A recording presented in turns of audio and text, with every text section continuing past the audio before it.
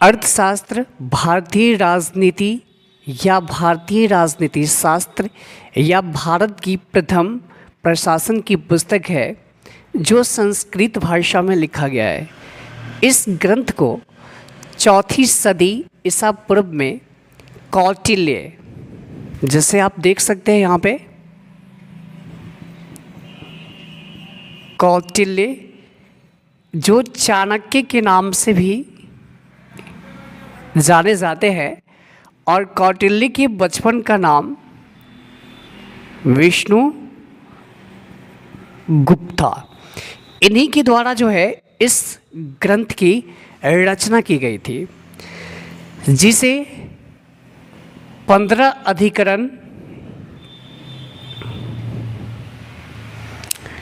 150 अध्यायों, 180 प्रकरण और 6000 श्लोकों में इसे संग्रहित किया गया है। और सबसे बड़ी इंटरेस्टिंग की बात यहाँ पे ये है कि यह ग्रंथ को गद्य एवं पद दोनों में लिखा गया है। इस ग्रंथ में मौर्य वंश के प्रशासन से संबंधित बातों के बारे में जो है उल्लेख मिलता है। इस पुस्तक की तुलना एक लेखक है मैकियावेली, इनकी पुस्तक का नाम है द प्रिंस,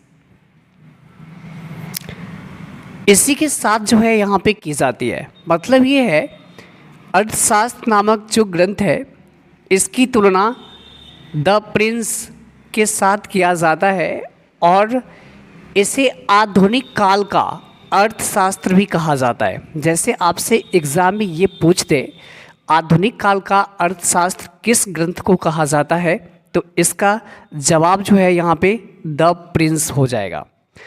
इसके बाद जैसे हम लोग देख सकते हैं कि इस ग्रंथ में वित्तीय व्यवस्था, आपातकाल एवं सप्तांग सिद्धांत के बारे में जो है उल्लेख किया गया है।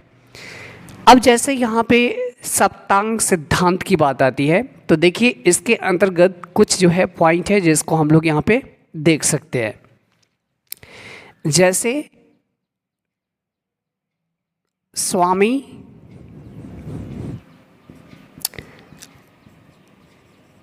आमत्य,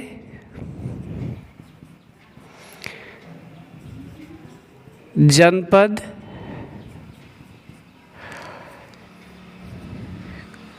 कोष, दंड, मित्र।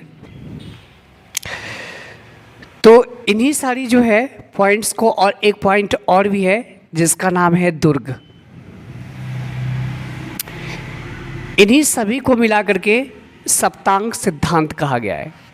जैसे स्वामी का मतलब होता है राजा, आमत्य का मतलब होता है मंत्री, जनपद का मतलब होता है क्षेत्र और प्रजा, कोष का मतलब होता है खजाना, दंड का मतलब होता है सेना, और मित्र का मतलब यहाँ पे है कि जैसे कोई भी अगर विपरीत स्थिति आएगा तो सहायता प्रदान करने के लिए विदेश के जो लोग होंगे इनको सहायता प्रदान करेंगे, तो इसको यहाँ पे मित्र के रूप में दिखा गया है।